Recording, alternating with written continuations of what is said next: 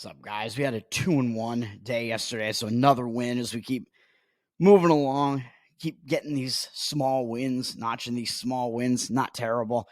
TCU, I think the final score in that game was misleading, man. I mean, there was a total outlier in field goal percentage in that game where Utah State shot over 55% from the field, and TCU was like in the 30s, 37, maybe something like that. Like, those are outlier percentages there. Just with the more predictable field goal shooting, typically you see Utah State not shoot quite as well from the field, and you typically would see TCU shoot better than they did. That was a really ugly, low field goal percentage for them. TCU actually had way more rebounds and more field goal attempts in the games. They kind of had more possessions, which kind of tells you that they outplayed Utah State in many ways there, and they kind of lost on the outlier field goal percentages and the turnover battle is really why they lost. The game was definitely not what it looked like in the final score, at least, but then the other games got there. I don't even remember what were my other games. I don't even remember what I even had. I had what did I have? I think I was in one of those. Colorado. That was crazy. That ending, man. Colorado was up 13 with like 3 minutes left. They were winning like the whole game, and then I don't know exactly what happened there, but Florida hit like a bunch of threes. I forget who's their guard there. Clayton might be his name, something like that. He hit so many threes near the end there. And then all of a sudden the game was tied right near the end. Luckily, Colorado was able to score to retake the lead. They never actually surrendered the lead, but it got to a point where it was tied right near the end there. And Colorado was able to was able to draw something up with their final time out there, and they got that shot from the baseline to win the game or to make it with 1 second left, which did win the game. So luckily Colorado got out of there. And then that hockey game, man, while everybody's paying attention to March Madness, that was an insane hockey game. I did not watch it. I just barely had my eye on it, but that was an insane game where Washington was able to get out of there with the upset win 7-6 in a shootout. And that was a game where it was just constant scoring back and forth. I don't think either team ever had more than a 1-goal lead, but it was just like just barrages of goals all over the place. Like both teams are kind of just each team had a 1-goal lead at various points. They were just trading like 1-goal leads for a lot of it, and it was tied repeatedly, etc. But that one got there, so that was good. We move on to today. Well, college basketball, and of course, March Madness is going. I actually am not going to have any college basketball plays today, even though we have the round of 32 today. And then we also have the NIT back in action in the second round, which I don't really see too many angles in the second round there. And we got CBI kicking off and the CIT. Sometimes there'll be angles in those, maybe less so than the other tournaments, but I just don't see a whole lot to get involved in there. As far as like handicapping these tournaments, in like the second rounds of these tournaments, typically what you want to look for is you want to find a team that's going to be motivated. So this applies mostly like in the actual NCAA tournament, who is the better team who barely like escaped in their prior game versus a team that maybe like put in an effort that's kind of like above like what they would typically be capable of. So that's kind of what you want to look for in the NCAA tournament. Last year, a good example of that was Xavier barely escaping against Kennesaw State, and then they got Pitt in the next round, and Pitt had pulled off an upset in the first round. They had gotten in as through the first four, so they actually were in kind of an advantage spot because they'd already played a game going into the first round of the actual tournament. I believe they upset Iowa State, so they were coming off an upset versus a Xavier team that was coming off of nearly being upset. So Xavier turned around. Xavier was a good play to make in that one, and they did win that one. There aren't really any spots like that. I don't know if there are going to be any spots like that in either of these days here, today or tomorrow, in the NCAA tournament, so I'm just kind of staying away from it. I don't know if the closest thing to that would be like Illinois over Duquesne, maybe. I don't know. I would lean to the Illinois side there. Just Duquesne, of course, they pulled off that ridiculous upset, which Duquesne's just trendy, man. I think like the recreational bettors, they've not seen this team play really. And this team, as I keep telling you, their offense is very, very inept. And even in that BYU game, they blew like another huge lead. They can't hold on to leads. And against an Illinois team that is really like an offensive powerhouse, I think they're going to be in trouble. Like they really do not have the ability to keep up score-wise with an Illinois team that can score that much. It's just like, how much is Illinois going to take their foot off the accelerator? But Illinois in their first game, the final score looked pretty good, but they didn't play particularly well in that game against Moorhead. I think they did wind up actually covering that game, even though it looked like they might not be able to cover it. So I would stay away from that. And then I mentioned I might lean a little bit to Kansas because they barely escaped against Samford, which may be a little bit of a wake-up call versus Gonzaga, who just blew out McNeese. But also, in a way, Gonzaga is actually the better team as well, as the line is telling you. Gonzaga is actually the favorite in that game, and I need them to win that one to keep any of my bracket hopes alive still, really. So hopefully Gonzaga is able to do that, and Kansas is still dealing with like injury situations or whatever. I think McCullough is still not going to play, and I don't know if Dickinson is 100%. So we'll see what happens. So I don't really want to get involved in that one. But unfortunately, I guess the lean would be to Kansas because they looked so bad in the first round, whereas Gonzaga looked maybe even better than they are. But I think Gonzaga came into this tournament still like undervalued a little bit. So I don't know. We'll see. We will see what happens in that one. And then yesterday, towards the later portion of yesterday's games, we had like basically all the rest of the upsets. Yale upset Auburn, which is the other big one besides the Kentucky one. Those are both double-digit upsets in this tournament. Duquesne over BYU was close to a double-digit upset. But these are like 14-point upsets. Yale, I mean, Auburn had the lead for a lot of it. It was close, but they pushed it to like 10. So it looked like, all right, Auburn's going to get through here. And this is going to kill my bracket because I had Auburn in the Final Four. I have them power rated as like the fourth best team in college basketball. And I don't really know how that happened. Even when it came down to the end, it looked like they were still going to just get out of there with a win. But Yale hit another three. Yale was shooting ridiculously from the free throw line. Yale is actually a bad free throw shooting team. Like, they were in like the 60-something% on the season or something. They shot way higher than that in yesterday's game, which was ridiculous. That was a problem. And then Auburn, when it came down to it, they had like one possession or string of possessions where they like got multiple offensive rebounds and they had the chance to just like basically put it in right under the basket, and the ball went in and out like twice. It was almost like there was like a ghost inside the basket just pushing the ball back out so that it wouldn't go in. I don't know how every single one of those didn't go down. I don't know how that was the case. If they had scored in that possession, they probably would have won, Auburn. And then even like towards the end there, like they were getting their own rebounds on their missed free throws, which Auburn missed too many free throws at the end too, but they were getting their own rebounds on the free throws. So it's just ridiculous.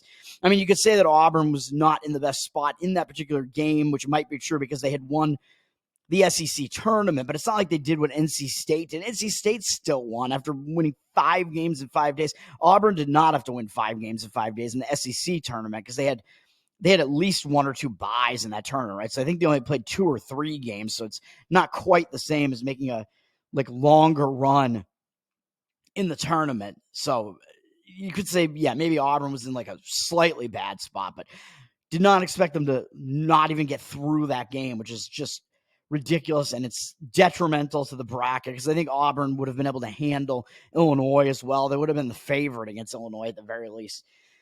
So that's unfortunate. And then we had the more mild upsets, which I didn't think they were going to happen because they seemed too trendy, especially James Madison. James Madison was kind of a public darling in that one. As I mentioned, I was surprised that they were able to win that game as easily as they did.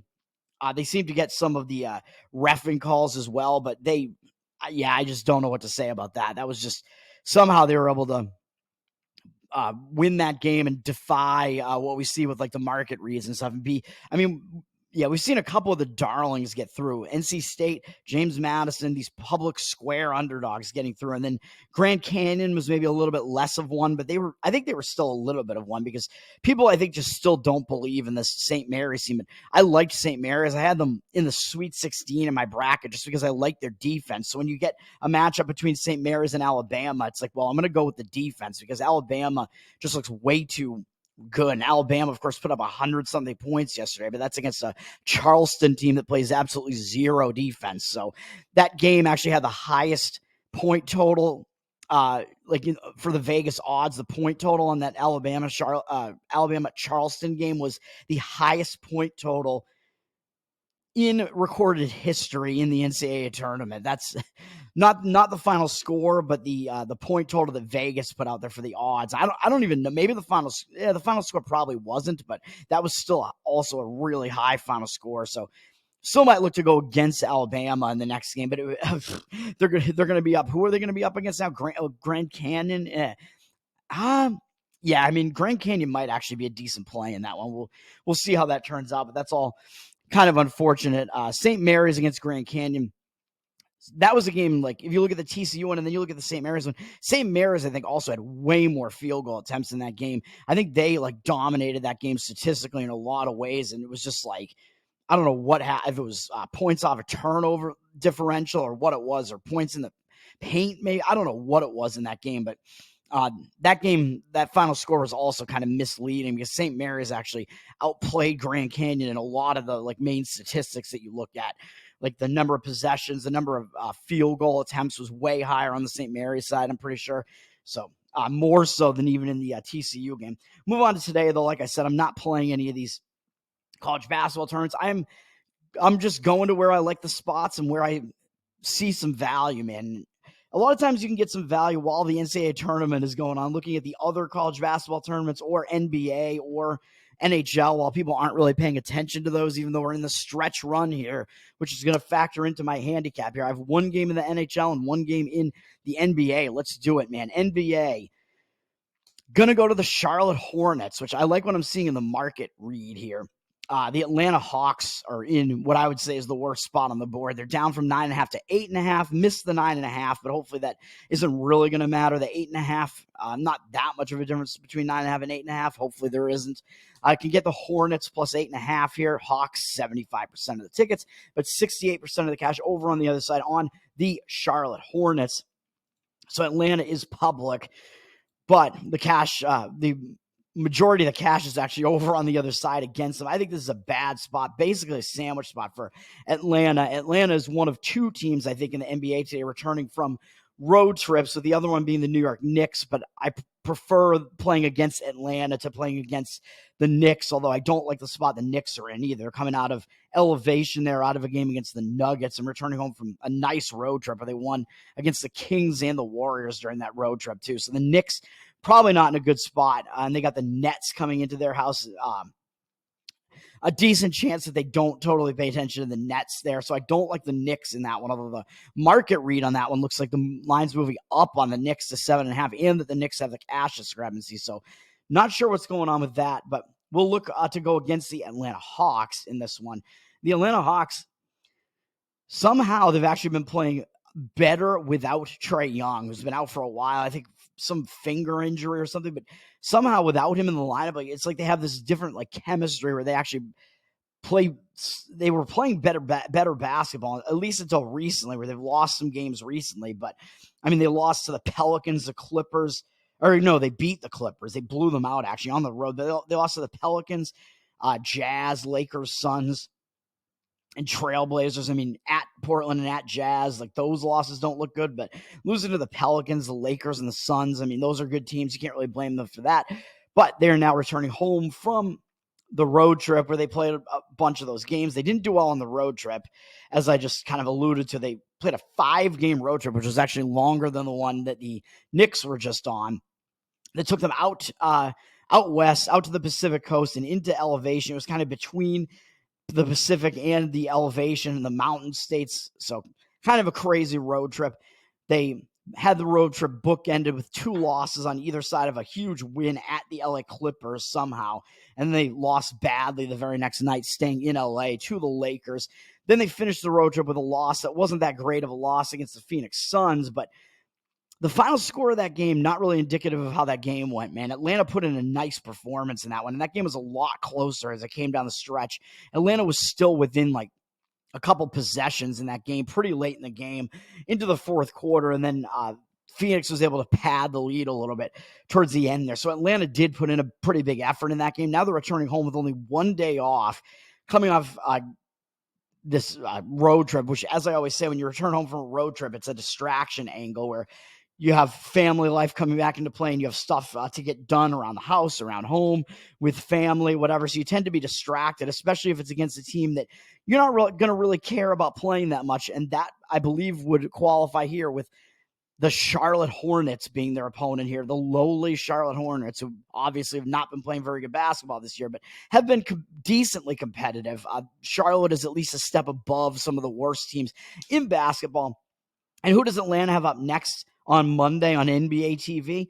The Boston Celtics are coming into their house. And of course, the Celtics are the team that eliminated them last year. Everybody knows. And I was at one of those games in the Boston series. But of course, they've already played Boston this year, but I believe they're 0-2 against Boston this year. And of course, I mean, the Celtics are basically, they're power rated as the best team in the NBA. So what more do you have to say? Like, that could set up a big look ahead spot for Atlanta. And we got to take a look at like the playoff situation here, man. Like, what's going on in the standings here? What's the motivation going to be here? As far as Atlanta is concerned, I actually don't think that they're going to be really that motivated here because, yeah, they're fighting to get into the play-in games for the playoffs. But the thing is, I think they're basically locked into the play-in games at this point, and they're almost effectively locked into the 10 seed at this point because they're 3.5 games behind the Chicago Bulls. They're 7.5 games behind, well, the Heat, who are in 7th, the first play-in team there. As far as like being able to avoid the play-in and actually get into the playoffs, that's pretty much off the table for Atlanta because they're 9 games out of that, 9 games off from Indiana. So Atlanta's not going to be able to get out of the play-in scenario. So they're going to have to be in one of the play-in games. It looks fairly unlikely they're going to be able to, I mean, they're not going to be able to move up to the 7 or 8 spot, which is really what would matter here because they'd get to host. I mean, unless they care who their opponent is between like Miami or Philadelphia, but it's also unclear like where the standings are going to wind up like at the end of the year anyway, and who their opponent would even be. But Atlanta, they pretty much know they're just going to be in this 10 seed. They're 3.5 games behind the Bulls, who are in the 9 spot, 7.5 behind the Sixers and the Heat, who are the 7 and the 8. So Atlanta not gonna be able to overtake those teams to be able to host one of the playing games. So that's not gonna happen. And they're 4.5 games ahead of the Brooklyn Nets right now, who are the closest team behind them. So that's a pretty decent lead over the Brooklyn Nets right now as well. Decent padding with not that many games left in the regular season.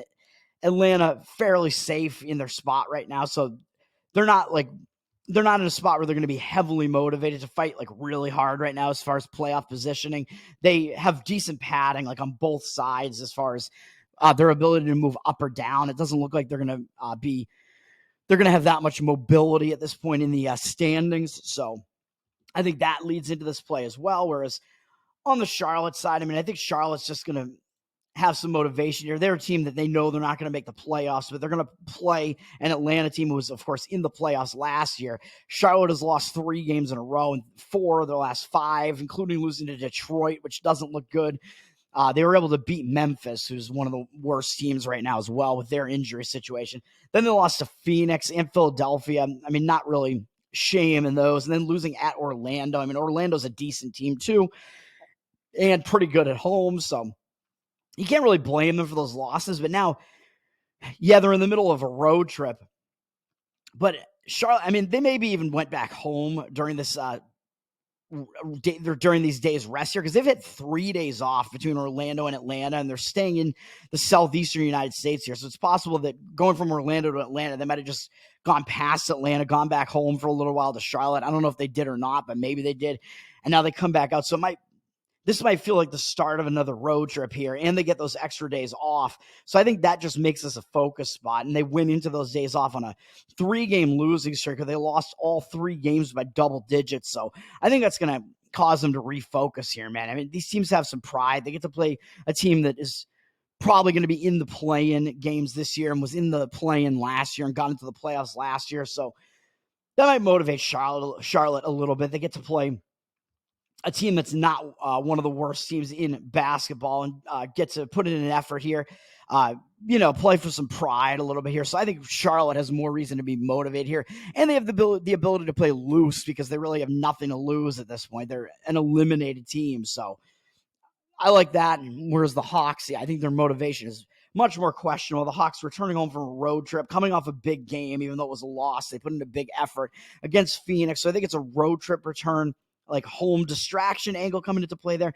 And it's a sandwich spot between games against Phoenix and the Celtics, which are games that mean much more than this game against the Hornets. And it's not a spot where the Hawks are going to be like, we got to get this win, like to help ourselves out in the standings, because their situation in the standings, they're pretty comfortable right now. So I think it's a spot where you could fade the Atlanta Hawks in this spot. I don't think it's going to be a spot where they're going to have total focus, and the Hornets, I think, are more likely to have more focus in that one. So we'll do that.